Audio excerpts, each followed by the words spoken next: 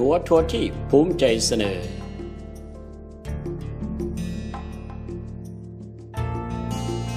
ทางทีมงานทัวร์ที่ของพวกเขาได้มีโอกาสเดินทางมาที่แข่งสวรรณเขตเมืองวีระบุรีบ้านนามาฮีซึ่งกิจกรรมของพวกเขาในวันนี้นั่นก็คือจะไปกินข้าวป่าอาบน้ำเซอันสุดแสนจะเย็นฉะนั้นอยากให้ทุกท่านได้รับชมภาพบรรยากาศในกิจกรรมในครั้งนี้ของทีมงานทัวร์ทีมของพวกเขาทีมงานทัวร์ทีมของพวกเขาจะเดินทางออกจากบ้านนามาฮีไปยังศพสลุงใช้เวลาประมาณ1 ชั่วโมง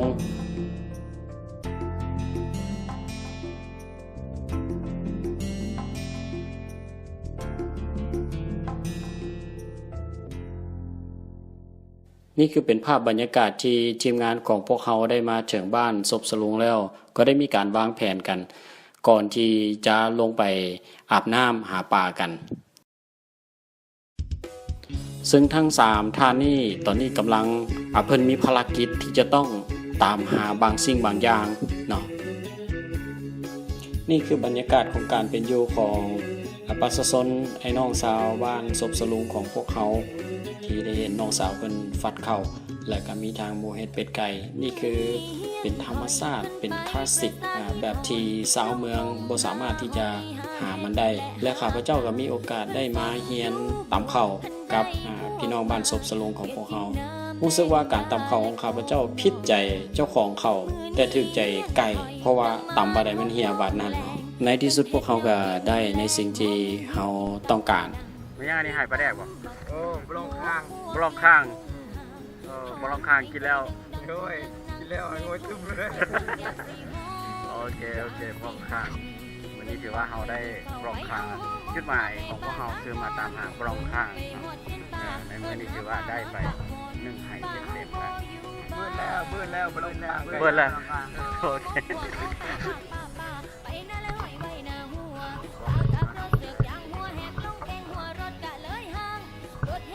ไม่ยังอันนี้ฮะทำเหล้าเนาะ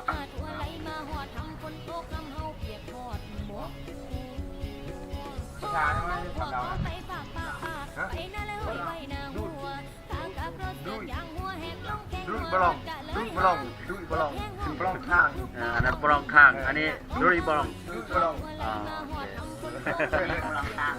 บลองข้างอันนี้ดุยบลองแสดงว่าถ้าคาดอะไรนึงนี่บ่ได้ต้องคู่กันเนาะโอเคมีอันนี้คนก็เต็มกินได้โอเคได้คนละบลองข้างโอ้ช่วยเลย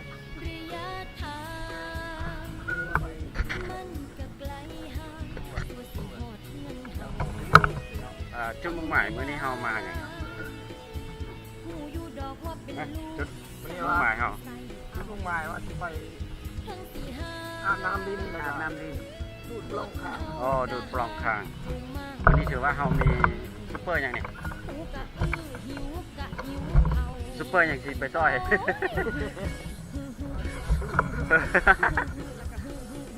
มางานนี้มาเพื่อการดูดโดยเฉพาะมันบอกดูดมันดูดอย่างอื่นเนาะดูดเหล้าไหบอกแม่ดูดนมได้เดี๋ยวเราไปเจอกันอยู่ที่ท่าน้ำเนาะตอนนี้กำลังแบกสัมภาระลงไปที่ท่าน้ำการเดินทางกับโบไก่เนาะแต่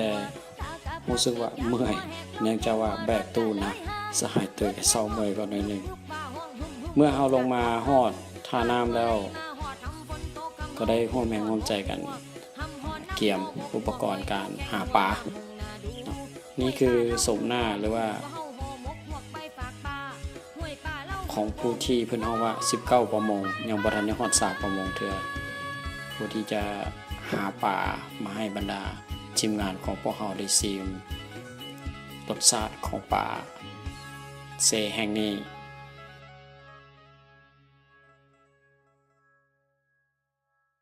สิไปไสบ่นี่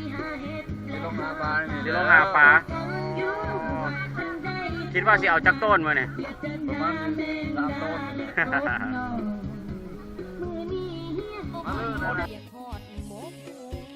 นี่คือเป็นการไล่ป่าเนาะก่อนที่เราจะมีการตกมองมีการไล่ป่ากันก่อน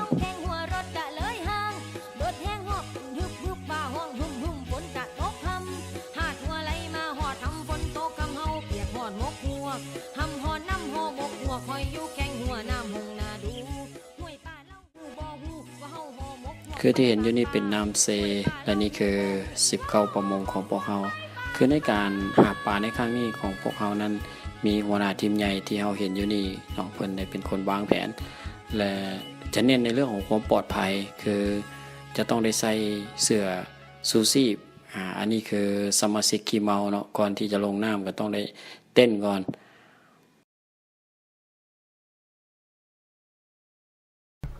มื้อนี้เฮามาอย่างมื้อนี้ โอ้มาหา มาสร้างสรรค์มาสร้างสรรค์ มาปลูกพักสร้างสรรค์น้ำให้ใหญ่เพิ่นนี่ให้ใหญ่เพิ่นอยู่ทางหลังกล้องแต่เพิ่นบ่ทันมาเห็นแต่ว่าตอนนี้เฮากำลังเฮ็ดหยังตอนนี้ สร้างสรรค์ครอบครัว เดี๋ยวนี้ก็ยังกำลังสร้างกิจกรรม ด้วยการ ของของเขา นี่ก็คือ อืม การจับ เดี๋ยว จับ นี้ ป่าเนาะ มา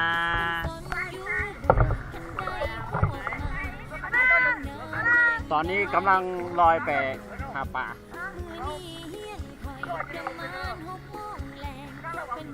ผจญภัย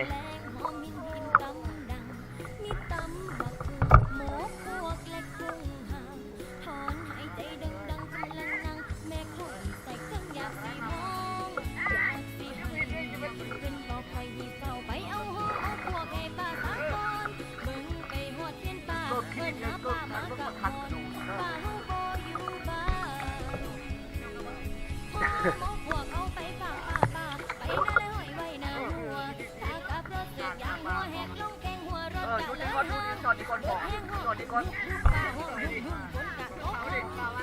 จอดทักก่อนนี่ให้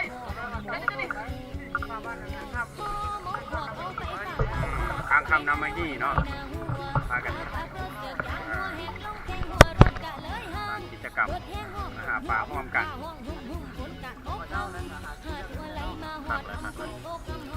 นี่คือภาพบรรยากาศของการหาป่าของทีมงานชัวร์ตัวทีบของพวกเขานี่คือภาพใต้น้ำที่ป่าทึกมองอยู่ที่เซแห่งนี้ป่าจำนวนลงหลายเนาะที่ติดมองของพวกเขานี่คือหน่วยงานหาป่าน้ำเซแห่งนี้ใสและก็เย็นคักอีหลีอยากให้บรรดาท่านได้มีโอกาสไปลองไปสัมผัสในการหาป่าอาบน้ำอยู่ในเซแห่งนี้หาพองเลยว่าจะติดใจแน่นอนเลยนี่คือป่าเป็นๆที่ติดมองสังเกตว่านี่คือ19ประมงของพวกเขาต้องได้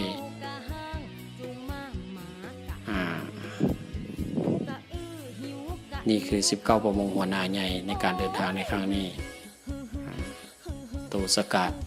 ในการหาป่ามุด2 ชั่วโมงในอยู่ตัวหนึ่ง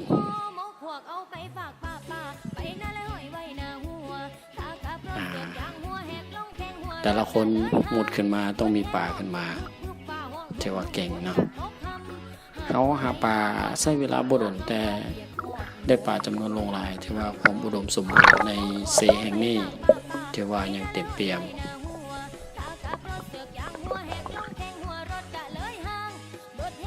จะสังเกตเบิ่งป่าแต่ละตัวที่ติดมองของพวกเขานี่คือภาพบรรยากาศใต้น้ำของทีมงานชัวร์ทัวร์ทีปได้นำเสนอ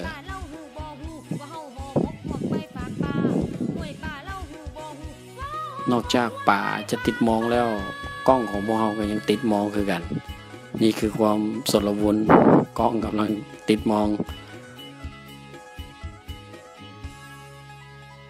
ต้องได้ใช้เวลาหลายนาทีเนาะในการปลดกล้องออกจากมองจนได้ให้น็อตขากล้องได้เสียไปน็อตหนึ่งเพราะว่ามันปลดบ่ได้มันพันกัน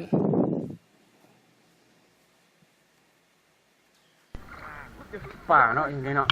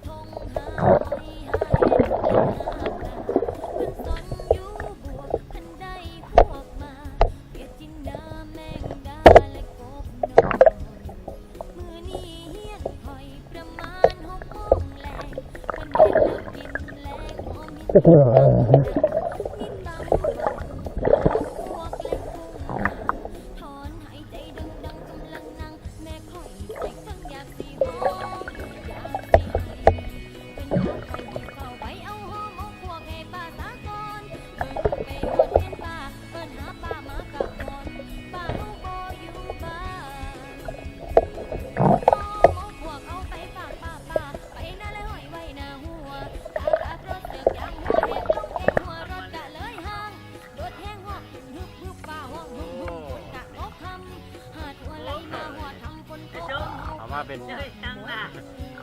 มุดบ้านเดียวได้เลยมุดบ้านเดียวได้มาเป็นพวกเลย ไอ้ตุ่มได้เต็มร้อยเด้อ โอ้ขุดแก้มง เห็นป่ะ โอ้ย ได้อีกแล้วโอ้ โอ้ย ย บุญ ว้า เดี๋ยวจัดแอร์บุญมาแทบดีเยี่ยมเลยโอ้ยปลาตัวนี้ใหญ่เลยวะ จันเอเอามา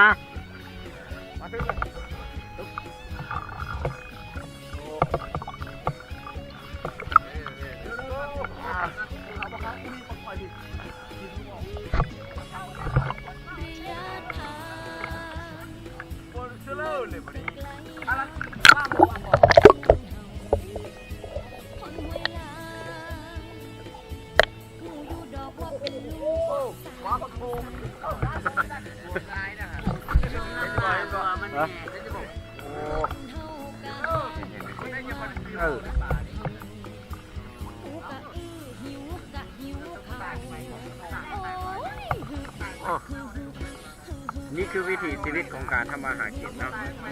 วันนี้เรามาทำมาหากิน พวกเอาไปฝากป้าไปน่าเลยหอยไว้หน้าหัวถ้ากับรถเสือกยางหัวแหกลงแข้งหัวรถกะเลยห่างเบิดแห้งหอบขึ้นฮึบป่าห้องหึมฝนกะตกคำหาดหัวไหลมาหอดทำฝนตกคำเฮาเปียกหอดพวกเอาไปฝากป้าไปน่าเลยหอยไว้หน้าหัวถ้ากับรถเสือกยางหัวแหกลงแข้งหัวรถกะเลยห่างเบิดแห้งหอบขึ้นฮึบป่าห้องฝนกะตกคำ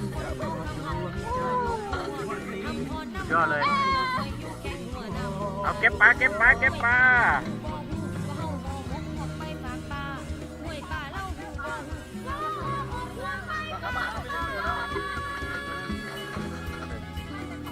โอ้ข้างไรข้างไรอันนี้คือเป็นห้องว่า Happy Family and Market ปลาขม่า อันนี้ปลายังเกาะ ปลาขม่า ปลาขมาดอ๋อมันมีชุดพิเศษของมันตัวยาวๆแม่นบอก ตัวยาวจับ อ๋อโอเค อันนี้ปลาจาดเกิบ อันนี้ปลาจาดเกิบอ๋ออันนี้ปลายังไงเนี่ย ปลาจาดปลาจาด ปลาจาดเนาะโอเค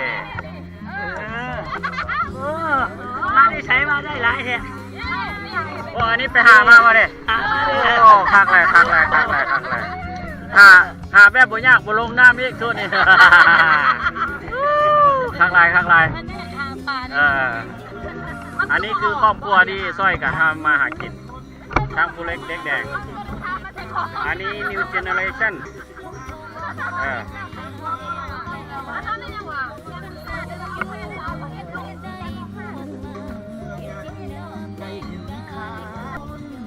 อันนี้บ่ได้ถึงมองดิเข้าไปเก็บปลาดิโอเคคิดว่าถึงมองซะดอก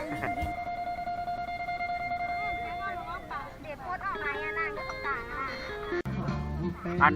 มีอย่างอยากจะถ่ายทอดว่าวิธีการหาปลาที่ดี การทำปลานะพ่อปลานะมันมักอยู่เงาไม้ ฮะ เอามองไปอ้อมเอาแล้วมองปลาในเงาไม้มันเอาออกมาเขามองมันจะไล่มัน โอเคแต่อันนี้เขาเอาอยู่เงาไหมหรือเขาเอาอยู่มอง เอาลงไปใส่อันนี้บนเงาไม้แล้วมันออกมาเลยเอาอยู่มอง โอเคโอเค เอาอยู่มองแล้วไม่ใส่ซ้ำแล้วเอาอยู่ในซ้ำมาใส่นี่ อ่า อันนี้ผ่อนคลายหลังจากที่หาป่าได้หลายแล้วเนาะเตรียมที่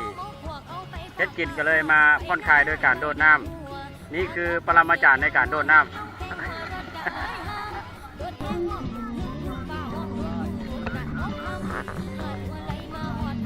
อันนี้ทีมงานแม่ครัวกำลังขูดเก็ด แม่ครัวครับอันหน้าอาตาเมื่อบ่เห็นเลยนี่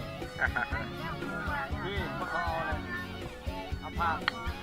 ดูดึง นี่คือหมดแดงส้มองค์ประกอบของการเฮ็ดก้อยป่าก ล้วยปลาไข่มดแดง ให้ไหมแล้ววะเออ ทำไหมฮะ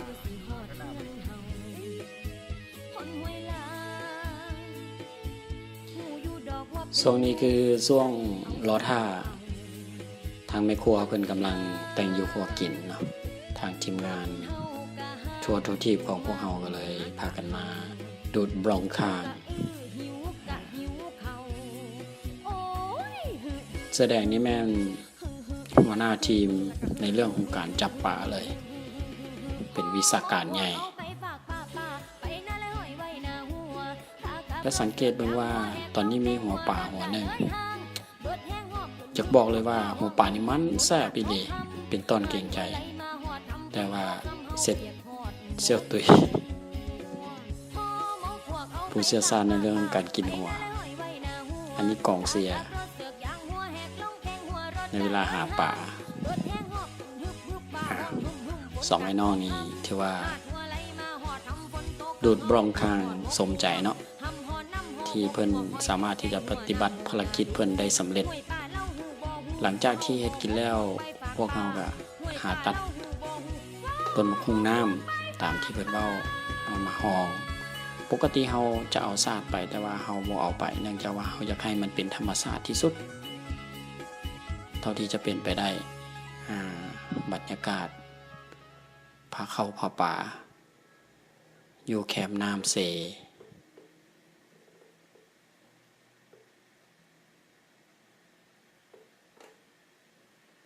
หลังจากนั้นเขาก็ได้ลงมือซีมปลาแสนจะแซ่บมีทั้งก้อยปิ้งและก็เมนูอื่นๆแต่ละคนยกโป้ให้เลยว่าแซ่บอีเลย โอ้เสื้อดำนี่มันยกลง นี่คือจุดพิเศษเพิ่นบอกว่าปลาพันธุ์เป็นปลาที่หายาก ใหญ่สุดได้หา และกระโตมันบ่ใหญ่ ปลาพันธุ์นี่ รสชาติแซ่บสีสันงดงาม วิธีการจับก็คือเพิ่นจะใส่ ปลานี่เสร็จ นี่แหละเนาะเบ็ดตุ้มน้อยๆเพิ่นสิห้องไว้จังไดล่ะ แต่มันงามอีหลีปลานี่วิธีการจับของเพิ่น สีตูใช่ละ สีงามแท้ สีงามแท้วะ โอ้ยลูก งามลูกสาวสีงามแท้วะ แม่เขามันเลย ตัวนั้นก็ได้ละ ได้ข่าวว่าอยู่น้ำนี่มีปลาพันธุ์เนาะอยู่ในน้ำนี่อันปลาพันธุ์นั้นโตมันใหญ่สำใดบ่ ซ้ำประพันธ์นั่นแหละ ครับปลาพันธุ์บ่ได้ข่าวคือว่าเอากระดูกมันเอาอย่างไปเฮ็ดไม่พายเฮ็ดอย่างนั้นนะ โอ้ยมันปลากระหยอง ปลาพันธุ์นี่พันธุ์มันคำพามือนี่ เอ นะ อนั่นล่ะ ปลาที่แซ่บที่สุดปลานี่ เออเดี๋ยวแซ่บที่สุดแม่นบ่ปลาที่หายากเนาะเดี๋ยวเฮามาเบิ่งหน้าตาของมัน อันนี้คือโต โอ้บ่แม่นหน้าตาคนหาดิ โตของจัดปลาพันธุ์ อันนี้บ่โตกับดักมันเนาะโอ้คักละเอาเยิ่ม ตัวนี้แหละ ได้ใช้อันโตที่อยู่ให้ป้าเขามาพันอันนี้จ้ะอยู่ให้มา อันนี้ไม่หยังอันนี้ ในเงาอันอยู่ให้ป้าในเงาอยู่ให้ป้าพันเขา ย่อยปลาพันธุ์เข้าเนาะ ให้ป้าพันเขาอันนี้เนี่ย โอ้คักละเอาเหยื่อเข้าในหั่น นี่เอาเขานี่ เอาเข้าทางดากมัน นี่ทั้งตา โอ้ เข้าทั้งนี้ ปลาแล้วเข้าทางนี้ มันยาวพอดีมันหอมเลย โอเคมันหอมเด็กโลละ3 โลเนี่ย หอมนะ อ อันนี้ก็คือมาแต่หาป้าหาป้า แค่พูดได้นี่ปากเชี่ยบ่แม่นก็แข่งใกล้แกล้งกด บรรยากาศทีมงานจะกลับ กำลังขึ้นคูเลย ไปนาเลยหอยไว้นาหัวถ้ากับรถเสือกยางหัวแหกลงแข้งหัวรถกะเลยห่างเบิดแห้งหอบจนฮึบป่าห้องฮึบฝนกะเอาหาตัวไหลมาหอบทำฝน ไปเลย ขาดทง ขาดทงโอ้ทงนี่มันทรยศขาดทง